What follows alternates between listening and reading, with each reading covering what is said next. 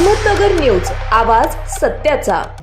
भारत देश हमारा हमारा, भारत देश हमारा, इस देश में संत महंत संतों का उजियारा उजियारा, भारत देश हमारा। ऐका गड्या, घरी घेऊन जा, हा दृष्टांत तुमच्या जीवनाचं सोनं करणार आहे महाराज। ऐका ऐका ऐका, अरे देशाच्या जवानाचा दृष्टांत आहे हा, जर दृष्टांत तुम्ही घरी घेऊन गेले तर तुमच्या जीवनाचं कल्याण होईल महाराज। शेवट करून माणसाचा किती गोड असावा, नाम मुखामध्ये किती गोड यावं भगवंताचं। ऐका ऐका, घरी घेऊन जा। अरे जवान त्यालाच म्हणतात ज्याच्या आई चार रंगाचं लुगडं बदलून लोकांच्या बांधावरती रोजाने कांदे लावते, आणि वेळ प्रसंगी ज्याचा बाप माझा मुलगा मिलिटरीमध्ये खऱ्या अर्थाने नोकरी लागावं म्हणून लोकांच्या रोगाने म्हशी वळतो ना, त्याचा मुलगा रायफल घेऊन देश सांभाळतो। रायफल घेऊन देश सांभाळते का मा? असं नाही चालत। हम जिएंगे और मरेंगे ए वतन तेरे लिए, दिल दिया है जान भी देंगे ए वतन तेरे लिए। ऐका माय बाप, घरी घेऊन जा गड्या, सत्य घडलेला दृष्टांत तुमच्या समोर सांगतो। माय, मी माझ्या जीवनाचा शेवट गोड केला। ऐका, घरी घेऊन जा। संभाजीनगर जिल्हा आहे, आवाज आहे थोडस। त्या संभाजीनगर जिल्ह्यामध्ये फुलंब्री नावाचा तालुका आहे देवा। हे माय, संभाजीनगर जिल्ह्यामध्ये फुलंब्री नावाचा तालुका आहे।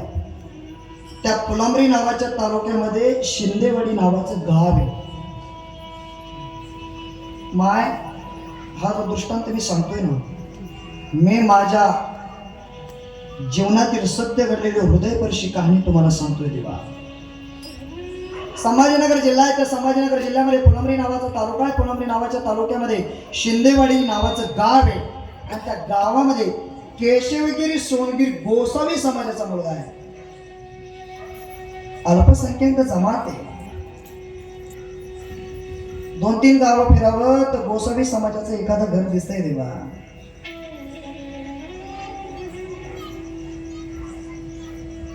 त्या गोसावी समाजाच्या मुलाचं नाव केशव आहे। बापाची पराकाष्ठा आहे, माझ्या केशवाने नोकरीला लागावं। कुठं? मराठा बटालियनमध्ये। जीवनाची पराकाष्ठा, जिद्द, चिकाटी, प्रयत्नवादी माणूस असू द्या गड्या, यश पुढे आपली वाढ बघण्यासाठी तयार असतं देवा। प्रयत्न नसेल, जिद्दी माणूस नसेल, चिकाटी प्रयत्नवादी नसेल, यश पुढे मारा ताट घेऊन उभा असलेलं असतं गड्या। भरलेल्या ताटामध्ये आपल्याला हात घालून जेवता येत नाही, आपलं दुर्दैव आहे देवा। केशव नाव आहे त्या मुलाचं। 12वीला सायन्सला चांगले टक्के पडले केशवाला। बाप म्हटला, केशवा अरे लेका, माझ्या जीवनाची पराकाष्ठा उदयाला आली पाहिजे रे लेका, 12वीला चांगले मार्क पडले पाहिजे। बाबा, सायन्सला मी शिकतोय गड्या, मला खूप मार्क पडतील, आणि निकाल आला की माझ्या बापाच्या चरणविंदावरती मी माझ्या मार्कांचा निकाल ठेवू देवा। केशवा, हे कर लेका, मी तालुक्याच्या गावाला जातो, तो निकाल आणायला जा। दीदी माझ्याकडे बघा, इकडे बघा। बाप तालुक्याच्या गावाला गेला, फुलंब्री नावाचा तालुका। बापाचा ऍक्सिडेंट झाला देवा, ॲम्ब्युलन्स मध्ये बाप घातला, देवाघरी गेला होता। नेत्रामधून खऱ्या अर्थानं दुःखाचे अश्रू होते, कारण का माझा बाप गेलाय, आणि एकाकडे महाराज आनंदाचे अश्रू होते। ते अश्रू यासाठी होते का घरी आलेल्या बापाला मी माझा निकाल दाखवेल। घरी आला, आईजवळ निकाल ठेवताच ॲम्ब्युलन्स दारात आली देवा। बापाचं प्रेत असणाऱ्या त्या दारावरती तिथं ठेवलेलं होतं। हृदयाशी कवटाळा केशवा, बाबा ओ बाबा। ज्या बापाची इच्छा होती, जीवनाची पराकाष्ठा लयाला गेली बाबा। बापाच्या हृदयावरती तो निकाल ठेवला। बापा, ही जीवनाची पराकाष्ठा ह्या समयाच्या वेळेस तुम्हाला बघायची होती का? ढसढसा रडला केशवा। पाहुणे रावळे गोळा झाले। सोनगिराचं असणारं ते प्रेत गावाच्या स्मशानापर्यंत नेलं देवा। उघड्या डोळ्यांनी केशवाने बापाला आग्नेडाव दिला. केशवा घरी आला. आई म्हणते, लेका हे लेका केशवा, जाता जाता एक सांगते रे लेका, बापाची पराकाष्ठा वायाला जाऊन देऊ नको आणि आईची इच्छा गमावायला मला लावू नको देवा. संघर्षामध्ये काही दिवस गेले केशवाचे. केशवा मराठा बटालियनमध्ये नोकरीला लागला आणि पोस्टमन महाराज केशवाचं लेटर घेऊन गावाला आला. दादा गावाला आलेला केशवा मामाच्या गावाला गेला. पोस्टमन लेटर घेऊन आलं. 70 वर्षाची म्हातारी आई, हातामध्ये काठी होती देवा. कुडकुडत त्या पोस्टमनच्या जवळ आली आणि असणार ते लेटर हातात घेतलं. काय म्हाताऱ्या माणसाला वाचता येतं का? खरं सांगू माय, ते लेटर त्या म्हातारीनं घेतलं आणि काठोडीच्या शेजारी ठेवलं. म्हातारी आई हो, आई ना महाराज स्वयंपाक करत होती. केशवा मामाच्या गावावरून आला. आई काय म्हणते, केशवा लेका मला वाचता येत नाही गड्या, या लेटरमध्ये काय दिलंय तो पोस्टमन आला होता, एवढं वाचून दाखव की. ऐका रे मायबाप, घरी घेऊन जा. दत्ता नाना केशवाने ते लेटर हातात घेतलं आणि म्हणतो, आई हे आई, माझे प्रयत्न बापाची कराकाष्ठा उदयाला आली ग माय. आई मी नोकरी लागलो नाही. आई बापाची पराकाष्ठा, माझे प्रयत्न खऱ्या अर्थाने जिद्दी चिकाटी प्रयत्न यश, या यशाला माझे फळ आलं ग माय. घरी घेऊन जा गड्या दादा. आनंदाला पारावर उरला नाही. आईनं लगेच गावामध्ये फोन फिरवले, पेढे वाटले. दादा केशवा ना केशवा मराठा बटालियनमध्ये नोकरी लागला होता. काही दिवसांनी पुढं महाराज वर्ष निघून गेली आणि केशवाच्या आईनं मला फोन केला. सत्य घडलेला दृष्टांत आहे. मला म्हणते, संदीप बाळा, म्हटलं बोल ना ग माय, केशवाचं लग्न करायचं म्हणते लेका. मग मुलगी बघावा लागेल. नाशिक जिल्हा सिन्नर तालुक्यामधील माझा एक मित्र आहे महाराज, त्या महाराजाची तेजस्विनी नावाची मुलगी ते केशवाला बायको म्हणून दिले देवा. संसार चांगला चालू होता. 2-3 वर्षाचा काळामध्ये गेला होता. 7 महिन्याची गरोदर होती तेजस्विनी आणि असणारी ती तेजस्विनी. 7 महिन्याची गरोदर असणाऱ्या त्या बायकोला तो केशवा म्हणतो, तेजस्विनी तू घरी आईची सेवा कर, मी देशाची सेवा करतो. काय विचार असतील आजकालच्या माणसांना. काळी मैना दिसतेस तरुण, कळत तुम्हाला म्हणायचं. खरं सांगू, घरच्या काळ्या महिन्यावरती प्रेम करण्यापेक्षा सीमेवरच्या काळ्या मातीवरती प्रेम करा. जग तुम्हाला डोक्यावरती घेऊन असेल. काय होतो, घरी 4 एकर जमीन देवा, 2 एकर आरक्षणापायी गमावली. आज कोणालाच किंमत नसताना महाराष्ट्रामध्ये अख्खं मंत्रिमंडळ पायाजवळ आणणारा मनोजदादा जरांगे डोळ्यासमोर घ्या देवा. काय जीवनाची पराकाष्ठा या माणसाची. किती प्रयत्न असतील या माणसाचे. कारण का, आरक्षणा वाचून रिकाम टेकडं फिरणारं लेकरू याच खुर्चीवरती अधिकारी म्हणून बसावं.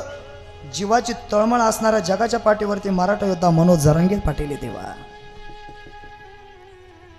काय बाप, काय आई ती तेजस्विनी, मी देशाची सेवा करतो. माझ्या म्हातारी आईला घरी सांभाळ. 7 महिन्याची गरोदर होती. ती बहीण काय म्हणते माहिती का, 2 मिनिटात सेवा आटोपतोय. माझा दादा येणार घरी म्हणून तिने चांदीची राखी बनवलेली होती आणि तेजस्विनी नावाची बायको हातात निरंजनी घेऊन समयची वाट पुढे सरसावून उभी होती. का देवा, कृष्ण माझी माता, कृष्ण माझा पिता, बहिणी बंधू चुलता कृष्ण माझा, तूच माझी माता आहे, तूच माझा पिता आहे, सर्वस्व तूच काय. जसा माझ्या ती उर्मिला लक्ष्मणाला म्हणते, ते देवाला म्हणते, प्रभू तुम्ही लक्ष्मणाला जशी माझ्या पतिदेवाला घेऊन चाललात, 14 वर्षांनी आणण्याची जबाबदारी तुमची. महाराज जसं 14 वर्षांनी दशका काय महाराज युद्ध करून केशवा घरी येणार होता. सुट्टी जाहीर झाली. केशवा 5 किलोमीटर गावाकडे निघाला. मागून कमिशनर साहेबांचा फोन आला, देशावरती संकट आहे गड्या, पाकिस्तानातून गोळ्या येण्याची शक्यता आहे. 5 किलोमीटर आलेला केशवाची कमिशनर साहेबांनी फोन केला. सुट्टी रद्द झाली माय बाप हो. आणि केशवा पुन्हा महाराज सीमेवरती गेला. जो केशवा सीमेवरती गेला, पाकिस्तानातून गोळ्या येत होत्या रे माय बाप हो. एक गोळी करा अर्थाने त्या केशवाच्या हृदयाचा घाव घेतला. भारत माता की जय म्हणून आपला असणारा देह रक्तरंजित ह्याच पवित्र पावन देशामध्ये केला देवा. बहिणीला वाटतंय माझा दादा येणार मी चांदीची राखी बांधते, आणि बायकोला वाटतंय माझे स्वामी येणार मी निरंजन घेऊन पुढे उभे. ती बहीण त्या तुळशी वृंदावनीच्या कडाला सडार्जन केलं होतं.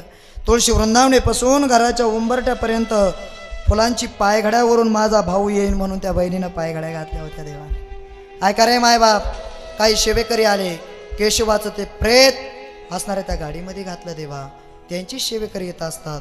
ते सेवेकरी आले आणि आलेल्या सेवेकऱ्याने महाराज गावामध्ये ॲम्ब्युलन्स वाजायला लागली ना, तर ते असणाऱ्या तेजस्विनीच्या एका नेत्रामधून आनंदाचे अश्रू होते. कारण का कुणाची तरी ॲम्ब्युलन्स वाजत असेल, कुणीतरी गावामध्ये गेला असेल, आणि एक दुःख महाराज तिच्या डोळ्यामध्ये होतं. गड्या माझ्या पोटामध्ये वाढतोय, तो 7 महिन्याचा गर्भ आहे, आणि बाळाच्या बापाचं तर काही झालं नाही ना महाराज. खरं सांगू महाराज, इतकं दुःख कोणाच्या वाटेवरती नाही हो गड्या. ऐका रे मायबाप, घरी घेऊन जा गड्या, तुमच्या जीवनाचं सोनं झाल्याशिवाय नाना नाही रे मायबाप हो. ऐका दारामध्ये ॲम्ब्युलन्स आली, हातामध्ये निरंजनी खाली पडली. देवा समयची वाट पुढं सरसावली होती, अंधार झालेला होता, आणि असणारा ती तेजस्विनी त्या प्रेतावरती धायमाय करून रडत होती. अंत्यविधीला गेलो ना दत्ता बाबा, तर ती तेजस्विनी नावाची मुलगी माझ्या जवळ आली, माझ्या गळ्यात पडून रडली. मायबाप मला काय म्हणते माहिती का, दादा दादा माझ्या केशवाचं खूप वाईट झालं रे देगा. म्हटलं ताई खरं सांगू, स्वामी जरी तुझा केशवा होता गड्या, पण जाता जाता एक वाक्य घरी घेऊन जा गड्या, जोपर्यंत या संदीप महाराजाच्या शरीरामध्ये प्राण आहे तोपर्यंत या तेजस्विनीचा भाऊ खंबीरपणे आयुष्यभर उभा राहील, आणि उभा राहिलो महाराज, तुम्ही माझ्या जीवनाचा शेवट गोड केला महाराज. दरवर्षी ना गोपाल बाबा कीर्तनाला जातो मी, तिथं कीर्तनाचं 1 रुपया घेत नाही, आणि जाताना त्या तेजस्विनीला महागडी साडी घेऊन जातो महाराज. याचं एकमेव कारण आहे, अरे जवानाच्या बायकोला बहीण मानण्याचं भाग्य जर माझ्या नशिबी लागलं असेल, जवान जर कधी गावाला निघाला तर 5 किलोमीटर त्याला स्टँडवरती आणायला जा, आणि गावावरून पुन्हा जर कधी सीमेवरती चालला तर 5 किलोमीटर त्याला सीमेवरती सोडायला झाले का. हाच खरा आपल्या जीवनाचा शेवट गोड आहे महाराज.